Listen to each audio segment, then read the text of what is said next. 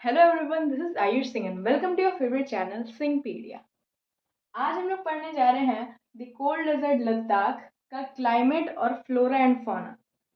ठीक है, तो ये जो है सेकंड लास्ट इसका टॉपिक है लद्दाख का। द कोल्ड डेजर्ट लद्दाख हमने पिछले टॉपिक में पढ़ा था।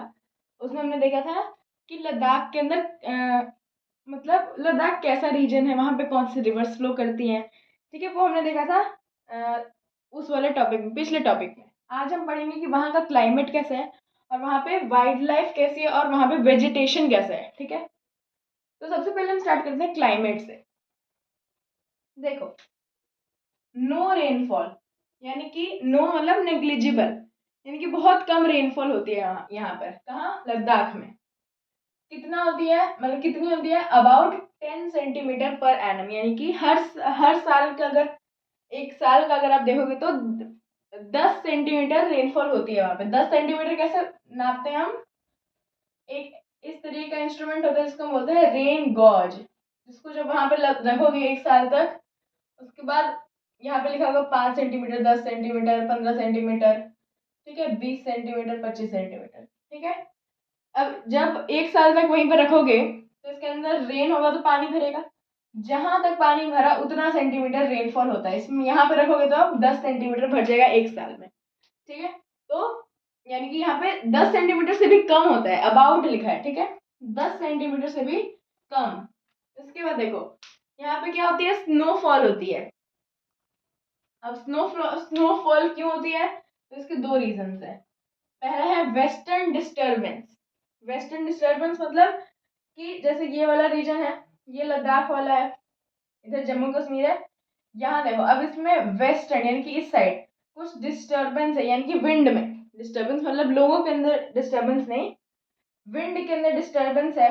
और जो मिडल इंडिया है, मिडल इंडिया नहीं, मिडल एशिया है, वहां से भी विंड जो है कहाँ आती है? लद्दाख में। तो इसकी वजह से क्या होता है? वहां पे कोल्ड क्लाइमेट हो जाता है, उसकी वजह से क्या होता है? वहां पे स्नोफॉल होता है।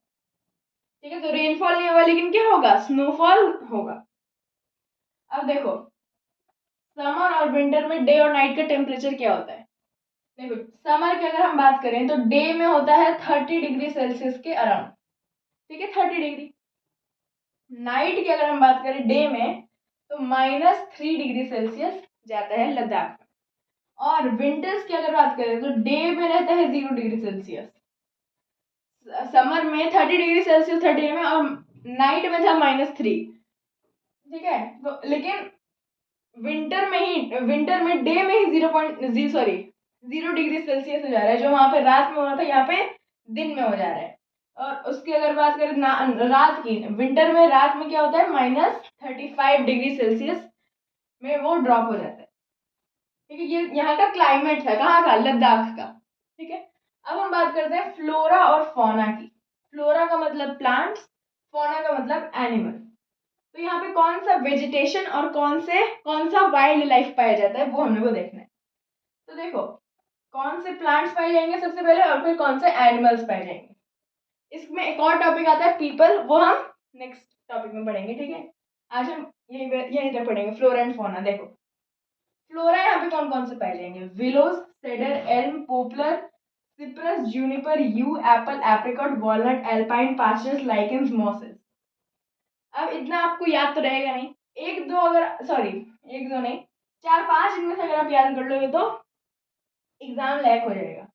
ठीक है, विलोस, सेडर, एल्म, पॉपुलर और सिप्रस, ये भी अगर आप याद कर लोगे तो काम हो जाएगा। लेकिन जो अगर बहुत ज्यादा याद करते हैं उनके लिए क्या है, ये पूरा याद कर लो। ठीक है, विलोस, सेडर, एल्म, पॉपुलर, सिप्रस, उसके बाद जूनिपर, यू, ये यहाँ पे क्या है? ऐसे प्लांट्स पाए जाते हैं। उसके बाद ट्रीज भी पाए जाते हैं यहाँ पे। कौन कौन से? एप्पल, एप्रिकॉट और वॉलनट, ये फ्रूट है जो वहाँ पे ट्रीज, ये जो ट्रीज हैं इन तीनों के प्लांट, ठीक है, वो समर में उगते हैं। ठीक है, और एल्पाइन पैस्चर्स, ये भी एक प्लांट का नाम है, वो भी यहाँ पे उगता है। और लाइकेंस और मॉसेस तो हर टुंड्रा रीजन में उगता ही है। टुंड्रा रीजन मतलब जो ठंडा रीजन होता है। उसके बाद देखो, फोना, फोना मतलब एनिमल्स, एनिमल्स और बर्ड्स। ठीक है, तो फोना में क्या आ जाएगा?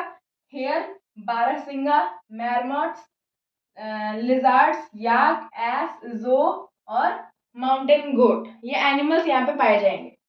हेयर का मतलब रैबिट, बारहसिंगा यहाँ पाया जाएगा, उसके बाद मैरमॉट्स, लिजार्ड, याक, याक तो सबको ही पता होगा ना, याक और माउंटेन गोट तो सबको याद आ जाएगा माउंटेन रीजन को के बारे में सोचते ही। एस यानी कि गधा पाया जाता है यहाँ पे, वाइल्ड एस पाया जाता है, ठीक है, वो भी तिब्बतन, और जो ये भी एक एनिमल का नाम है, आप सर्च कर सकते हो गूगल पे कौन कैसे कैसे एनिमल्स है ये।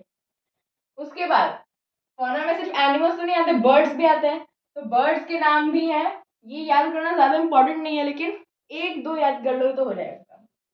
देखो, ब्लैक नेक्ड क्रेन, मतलब क्रेन तो है, वो क्रेन वो जो मशीन होती है वो वाली क्रेन नहीं, क्रेन बर्ड है, उसका नेक जो होता है वो ब्लैक होता है, ऐसा वहां पे क्रेन पाया जाता है लद्दाख में।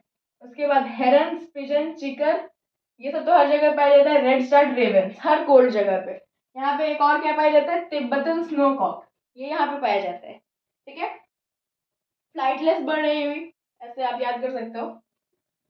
तिब्बतन स्नोकॉक क्या है, तिब्बतन अब है तो लद्दाख में ही पाया जाएगा, क्योंकि लद्दाख और तिब्बत वाले जगह पे, क्यों, क्योंकि अब मान लो अंटार्कटिका भी है, वो भी कोल्ड डेजर्ट है, वहां पे भी ये सब होगा। ये फ्लोरा फौना तो बिल्कुल ही नहीं होगा, क्योंकि बहुत ज्यादा ही ठंडा है वहां पे, लेकिन ये नहीं पाया जाएगा क्योंकि तिब्बत वहां से बहुत दूर है, ठीक है, इसलिए। ठीक है, तो ये सारे बर्ड्स यहाँ पे पाए जाएंगे हमारे। अब देखो, दो है हमारे पास एनिमल्स, याक और माउंटेन गोट, इन दोनों का क्या कॉन्ट्रीब्यूशन है लद्दाख के अंदर वो देखते हैं।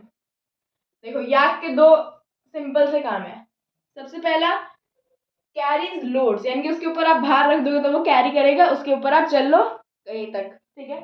और दूसरा कि वो दूध देती है, मिल्क देता है, ठीक है। और उसके बाद है माउंटेन गोट्स, ये क्या करती है, ये भी दूध देती है, ठीक है। उसके बाद ये मीट भी देती है, ये हाइड यानी कि स्किन भी देती है, स्किन मतलब लेदर, और सेम जो है शीप्स भी देती है यहाँ की, ठीक है। यहाँ की क्या, हर जगह मिल्क, मीट और हाइड तो सभी देंगी। उसके बाद यहाँ पे जो स्पेशल टाइप की गोट्स पाई जाती हैं वो क्या देती है यहाँ पे, पश्मीना वुल, ठीक है। ये तो सबने नाम सुना होगा।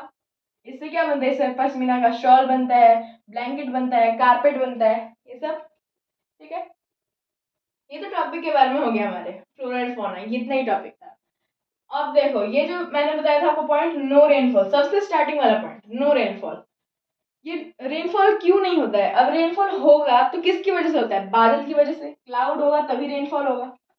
अब हमने पढ़ा था डेजर्ट्स में क्या होता है, एकदम क्लाउडलेस और क्लियर स्काई होता है, ठीक है। तो क्लाउडलेस वहां पे, मतलब जो हमने हॉट डेजर्ट पढ़ा था वहां पे क्लाउड नहीं होने का दूसरा रीजन है, और यहाँ पे क्लाउड ना होने का दूसरा रीजन है। तो उसमें क्या रीजन था कि वहां पे बहुत ज्यादा गर्मी है, ठीक है, हॉट डेजर्ट है अगर, तो बहुत ज्यादा गर्मी है, तो अगर कुछ पानी वेपोरेट भी होता है तो वो क्या होता है, गर्मी की वजह से, सॉरी सॉरी यहाँ पे बहुत ज्यादा विंड होती है, तो जो क्लाउड्स बनती है वो विंड के साथ चली जाती है। और इसकी अगर हम बात करें तो यहाँ ये क्या है, हिमालयस के रेन शेडो में है, रेन शेडो एरिया में, हिमालयस के रेन शेडो एरिया में। अब इसका मतलब क्या होता है कि देखो, ये हिमालय का एक माउंटेन है, इसके इस साइड जो है क्लाउड्स है, और इस साइड लद्दाख है।